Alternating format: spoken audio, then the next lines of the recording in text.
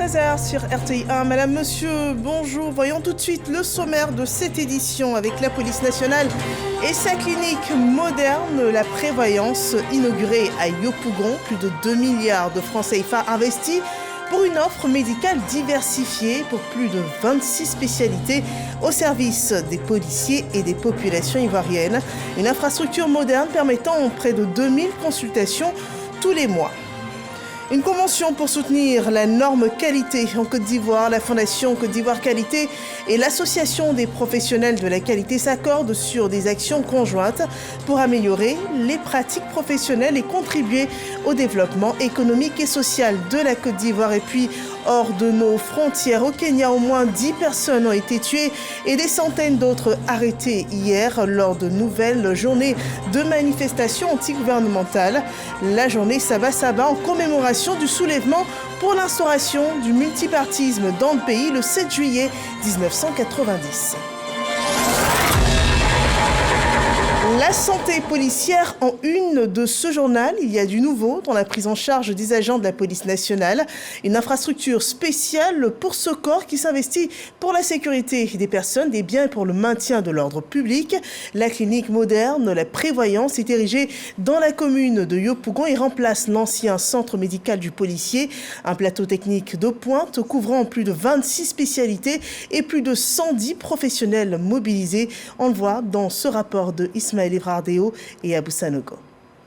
Le centre médical du policier à Andokwa dans la commune de Yopougon, désormais baptisé clinique moderne, la prévoyance. Une nouvelle dénomination associée à du matériel de pointe et un plateau technique amélioré pour la prise en charge des patients. L'inauguration officielle ce jour consistait déjà à inaugurer tout le centre, mais aussi et en particulier le service d'imagerie qui est tout nouveau avec des appareils ultra modernes, ultra sophistiqués de dernière génération, notamment un scanner de 64 barrettes. Tout équipé, tout neuf, une table de radiographie standard os poumon et un appareil de mammographie pour le dépistage des tumeurs du sein chez nos dames, chez nos mamans, chez nos mères. Ce projet structurant traduit la volonté du Fonds de prévoyance de la police nationale, maître d'œuvre de cette transformation, d'allier innovation sociale et accès à des soins de qualité. La clinique médicale, la prévoyance, que nous inaugurons aujourd'hui n'est pas qu'un bâtiment de plus. Elle renforce les fondations de notre système de soutien interne, indispensable à la performance opérationnelle. Elle incarne enfin un changement de paradigme, mettre l'humain au cœur de nos politiques de sécurité. Avec 45 lits, 3 blocs opératoires, un service de dialyse et plus de 26 spécialités médicales, la clinique vise l'excellence, une ambition saluée par le ministre de l'Intérieur et de la Sécurité, Vagondo Diomondé. La réalisation de ce projet s'inscrit dans la vision d'une Côte d'Ivoire solidaire, telle que promue par son Excellence M. Alassane Ouattara, président de la République, pour qui le bien-être des populations constitue une priorité constante, notamment à travers un accès élargi à des soins de santé de qualité. Bâtie sur une superficie de 1469 mètres carrés, la clinique moderne La Prévoyance est ouverte à toute la population. Accessible, moderne et performante, l'édifice se veut une réponse concrète aux besoins de santé. Elle enregistre déjà une moyenne de 2000 consultations par mois avec un taux de satisfaction évalué à 89% selon les responsables. Et un bloc de scientifiques se construit contre les crises sanitaires. Il est constitué de chercheurs, de praticiens, de pharmaciens et même d'étudiants. Tous s'unissent sous la bannière de la science et explorent l'approche One Health, une vision intégrée qui relie la santé humaine, animale et environnementale. Des réflexions menées dans le cadre du 16e colloque de biologie, santé publique et sciences pharmaceutiques. Le point avec Jean-Marc Djadji.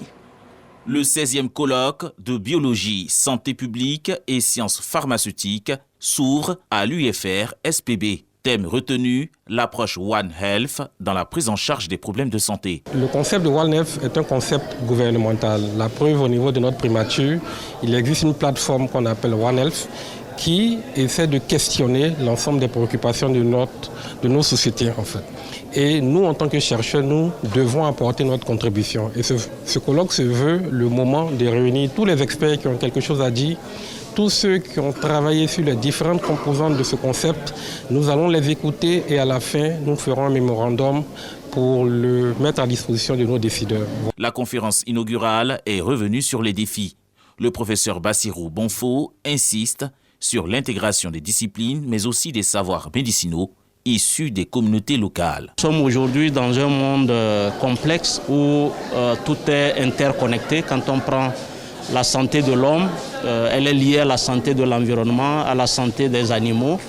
Et dans ce dispositif, il y a des problèmes qui sont très complexes et qui ne peuvent pas être gérés par un seul secteur ou une seule discipline.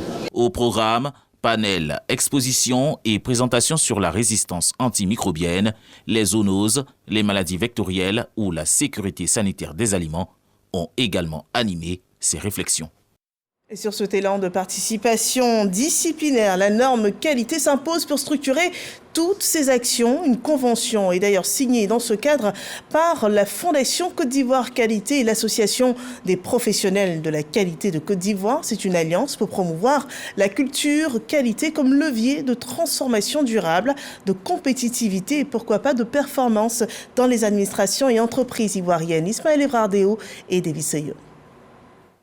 Une synergie au service de la performance et de l'excellence. La présente signature entre la Fondation Côte d'Ivoire Qualité et l'Association des professionnels de la qualité scelle ainsi un partenariat stratégique pour structurer le secteur, former des experts et créer un écosystème plus exigeant. Les enjeux qui sous-tendent la signature de cette convention sont de faire en sorte que nous puissions avoir un aspect de redevabilité vis-à-vis de la population ivoirienne. Nous espérons des lendemains meilleurs pour notre pays du point de vue de la performance et de la compétitivité de nos entreprises. Nous voulons mutualiser nos efforts afin d'offrir aux populations des services, des produits et des environnements de vie conformes aux standards internationaux. Matérialiser ce jour, cette convention est le fruit d'une vision commune, celle de promouvoir la culture de la qualité dans tous les secteurs d'activité.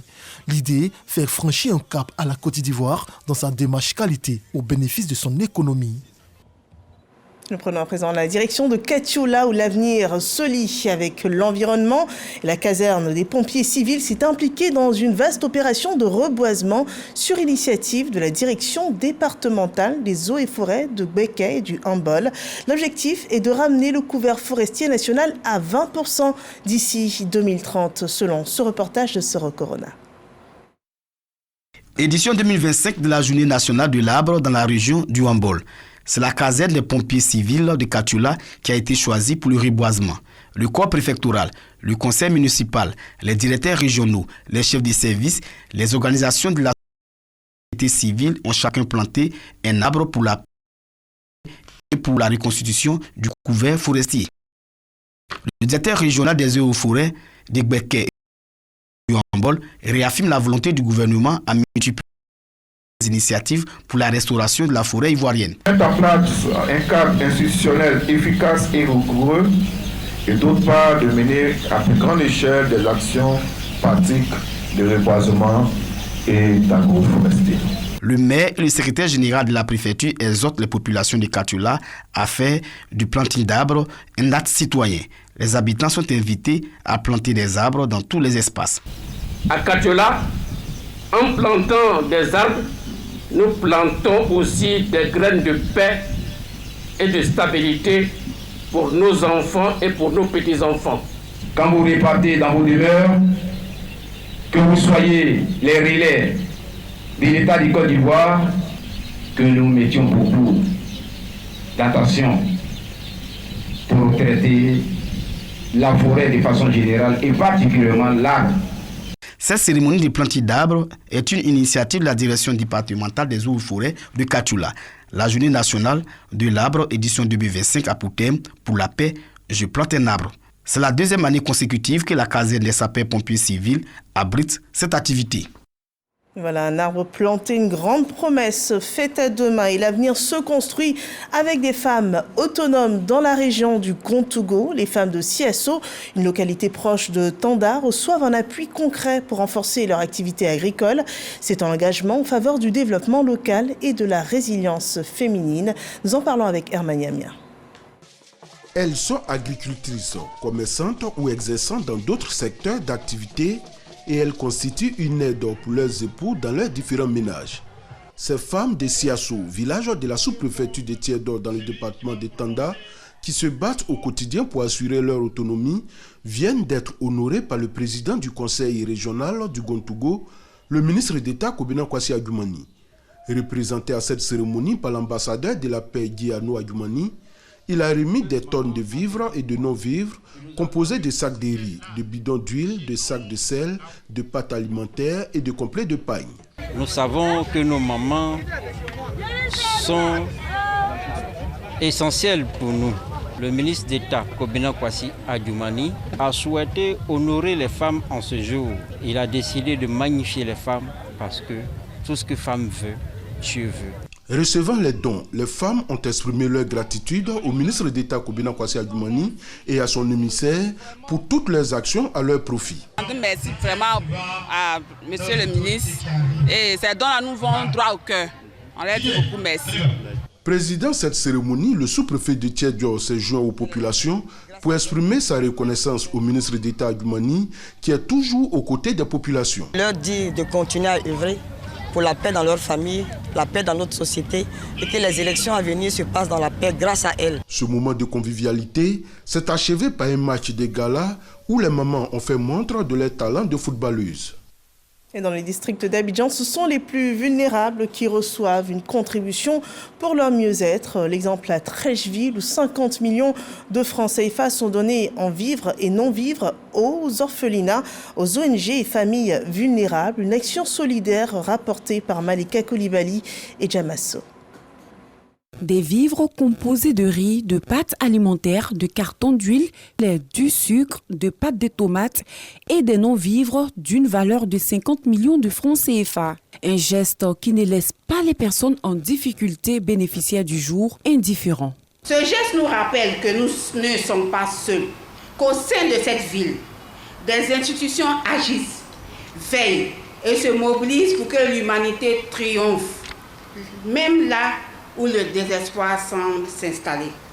Nous repartons aujourd'hui avec, c'est vrai, le cœur allégé, mais les mains pleines, l'espoir renforcé et le devoir renouvelé de continuer à servir avec abnégation et dignité. Continuer à servir avec dignité. Un vœu cher au district autonome d'Abidjan qui renouvelle et multiplie les actions dans ce sens. Monsieur le ministre gouverneur, m'a chargé de vous adresser ces salutations fraternelles, mais aussi de vous réaffirmer avec force son engagement indéfectible à faire du bien-être social de chaque Abidjanaise et chaque Abidjanais une priorité constante de notre action publique. Depuis plusieurs années, le district autonome d'Abidjan a fait du pilier social un axe stratégique central et ses interventions en effet. Lutter contre la pauvreté, soutenir les plus fragiles, encourager l'autonomisation des personnes en situation précaire, voilà le fondement de notre action solidaire.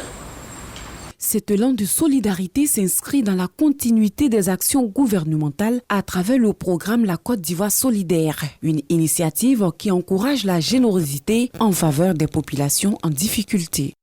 Et voilà, servir la société, la défendre nécessite un minimum de compréhension de certains concepts et à Bouaké, une vingtaine de représentants syndicaux sont formés sur le leadership et la négociation, une initiative de la Fondation Friedrich Ebert pour outiller ces acteurs du monde du travail.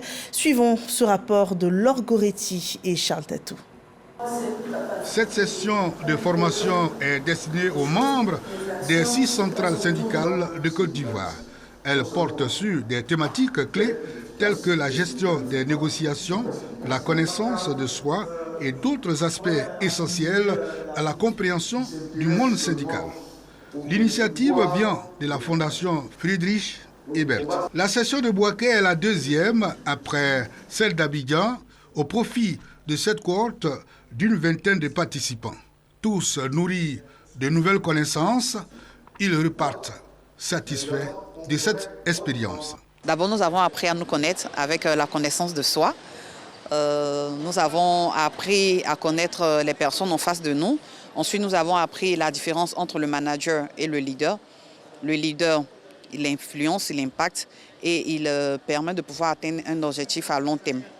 Ensuite, nous avons appris la différence entre les organisations politiques et les organisations syndicales. Et avoir aussi la connaissance du code du travail qui est notre outil de base même. Alors, c'est une formation que pour nous permettra de nous perfectionner dans le domaine syndical et dans le leadership. Ce sont des volets très importants dans l'organisation de tout organe syndical. La Fondation Friedrich Ebert œuvre à la promotion des valeurs sociales démocrates. Elle s'engage en faveur de la justice sociale, de l'égalité du genre, du travail décent et du développement du leadership des jeunes. Place à la mémoire à présent, ce 8 juillet rappelle la date de disparition de feu le Premier ministre de Côte d'Ivoire, Amadou Gon Coulibaly. Hommages et célébrations en sa mémoire sont organisés dans la région du Poro. La région de l'illustre Premier ministre disparu est l'orchestre des événements autour de la culture, de l'excellence et du sport qui d'ailleurs est un catalyseur à Korogo avec la 5e édition du tournoi de football doté du trophée Amadou Gon Coulibaly qui met 32 équipes en compétition. Ami Sissoko nous en dit plus. À Korogo, le tournoi Amadou Gon Coulibaly pour l'unité et la cohésion franchit un nouveau cap. Initié en 2021 avec seulement 8 équipes locales, il s'impose désormais comme un véritable cadre d'intégration régionale dans le nord du pays. Pour cette 5e édition, 32 équipes sont en lice. Elles viennent du district des Savanes, Bagoué, Poro, Tchologo, mais aussi du Humbol, du Béret, de Gbeke, sans oublier la communauté vivant à Korogo. Quand on célèbre l'anniversaire du décès de quelqu'un, il y a les prières, mais il y a aussi tout ce qu'il aimait qu'on remet en exergue. Donc, il aimait bien les jeux et le sport, il aimait la tradition. Organisé sous le patronage du ministre d'État, ministre de la Défense Ténébi Raïma Ouattara et parrainé par le ministre de la Communication Amadou Coulibaly, le tournoi rend hommage à l'ex-premier ministre Amadou Gon Coulibaly, rappelé à Dieu le 8 juillet 2020. Nous avons décidé de célébrer la vie d'Amadou Gon, la vie à travers sa mort et cet hommage, cette célébration fait que Amadou Gon entre de plein pied dans le panthéon des immortels, c'est-à-dire ceux dont la mémoire leur survit longtemps, longtemps et longtemps encore après leur disparition. Coup d'envoi le samedi 12 juillet au stade régional de Korogo avec le match d'ouverture Congo-Denguele, suivi de Bouaké, communauté Woroba. La finale est attendue le 9 août. Un seul objectif, succéder à Ferké, champion en titre. À la clé, un trophée et 5 millions de francs CFA pour l'équipe victorieuse. Nous reviendrons pour voir laquelle de ces 32 équipes a pu remporter ce fameux trophée Amadou Gon Coulibaly dans la région du Poro. Parlons à présent de cohésion et de paix avec un marathon d'union, une course pour se dépasser, mais aussi pour porter un message, celui qui rapproche à Doropo. La jeunesse s'engage sur le Doropo en couleur, une mobilisation sportive pour dire non à la drogue, non à la violence et oui à la paix. Hermaniamia. Un gigantesque marathon sur la terre principale de la ville de Doropo qui s'achève par une séance de fitness. Le visage couvert de poudre, les jeunes de Bunkani ont répondu présents à la 3e édition de Doropo en couleur. Une initiative d'un groupe de jeunes pour non seulement divertir la population, mais aussi profiter pour passer des messages de cohésion sociale et de sensibilisation sur les fléaux qui minent la société. Le dropo en couleur, c'est traditionnellement les mêmes fêtes de couleurs qu'à Abidjan, les festivités, les divertissements de couleurs. Mais ici, on a une particularité, c'est quoi? La particularité ici, c'est que nous menons des actions sociales. Nous organisons également des journées de sensibilisation et des journées de carrière.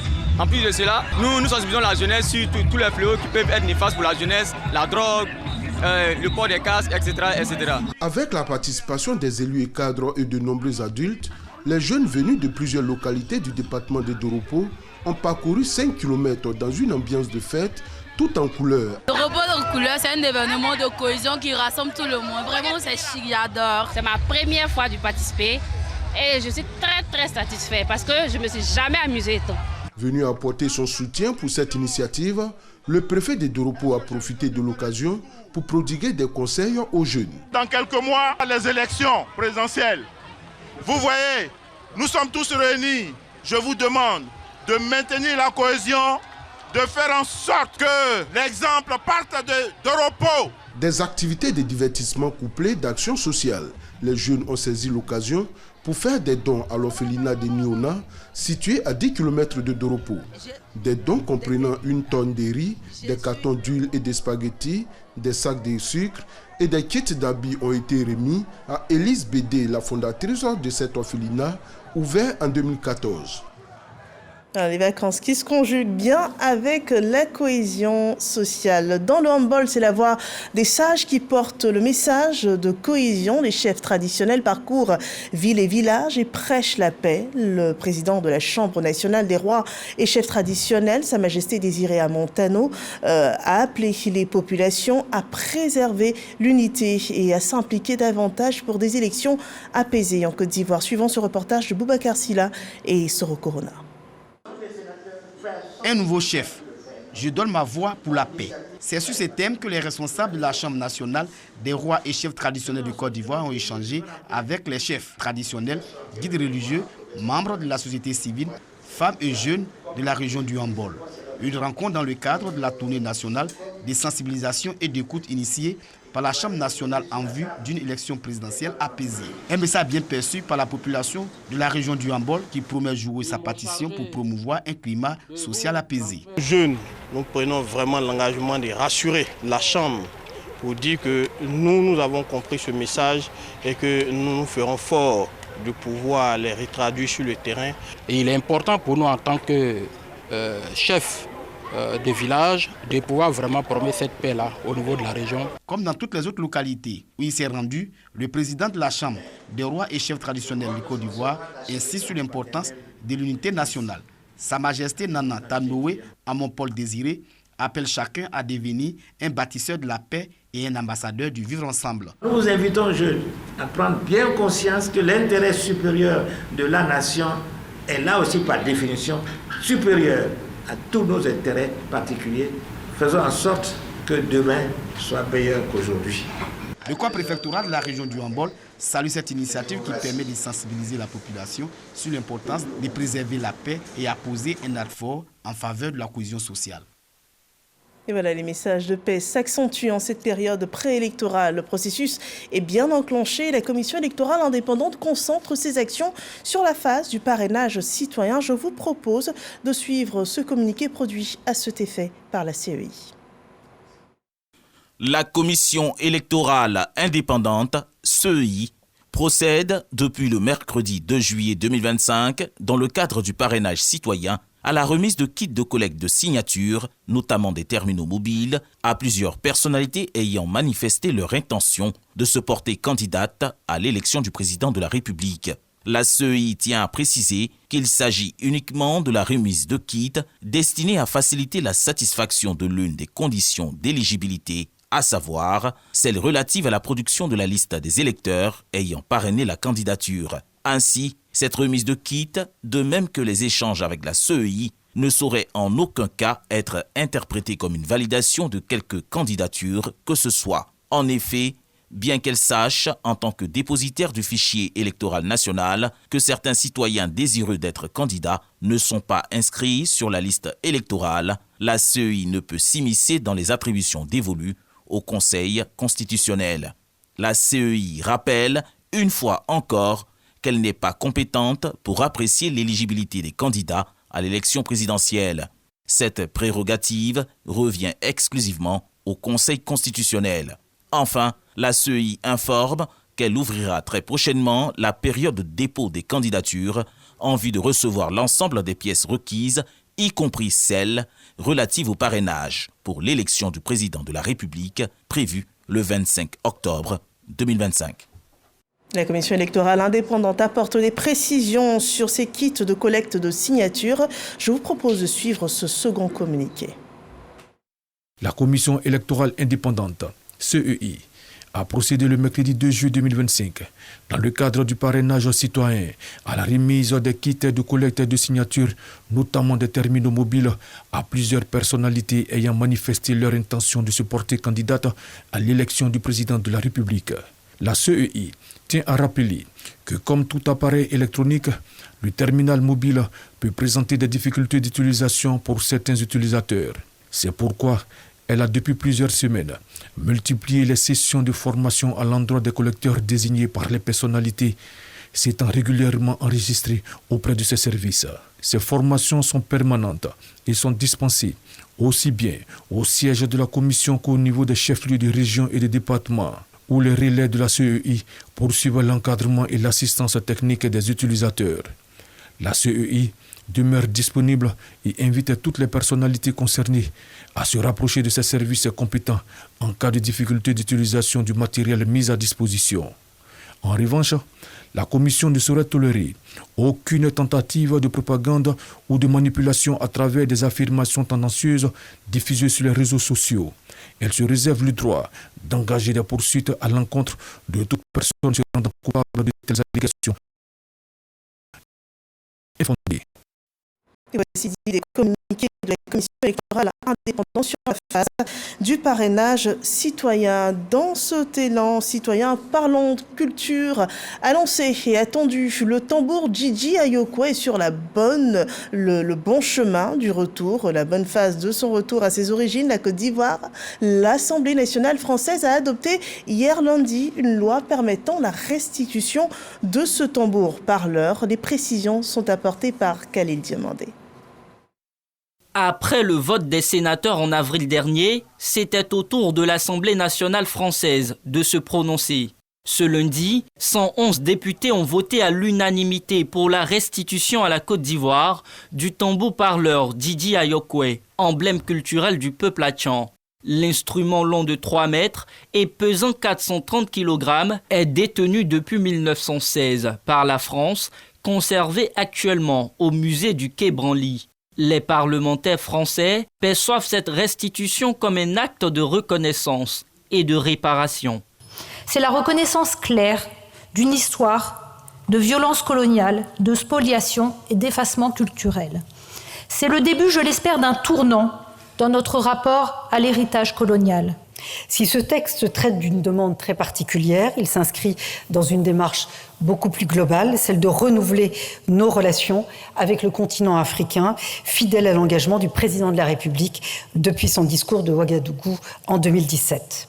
Ce tambour mythique, jadis utilisé pour transmettre des messages à distance, figure parmi les 148 œuvres d'art officiellement réclamées par les autorités ivoiriennes en 2019. Depuis, plusieurs démarches diplomatiques ont été entreprises. La dernière en date est une mission de la ministre de la Culture, Françoise Remac, en novembre 2024 à Paris. Pour l'heure, aucune date n'a été indiquée pour le retour effectif du tambour, mais ce double feu vert de l'Assemblée nationale et du Sénat français est l'assurance que le Djidji Ayokwe pourra bientôt retrouver sa terre d'origine, la Côte d'Ivoire, après plus de 100 ans. Le processus de retour du tambour parleur est de plus en plus concret, un bonheur donc pour les populations du peuple Atchan. Parlons d'actualité sur le continent, partons au Kenya où au moins 10 personnes ont été tuées, des centaines d'autres arrêtées et au moins 29 autres personnes blessées lors d'une journée de manifestations anti-gouvernementales, des manifestations qui se sont répandues dans différentes régions du pays, des manifestations qui célébraient le 35e anniversaire des protestations historiques de Saba Saba pour dire le 7 juillet 1990, des événements qui ont marqué le début de la démocratisation multipartite du Kenya. C'est la fin de ce journal. Merci de nous avoir suivis. Je vous souhaite un bel après-midi sur RTI 1. Le prochain rendez-vous d'information sur RTI 1 est à 20h avec Marie-Laure Ngorin.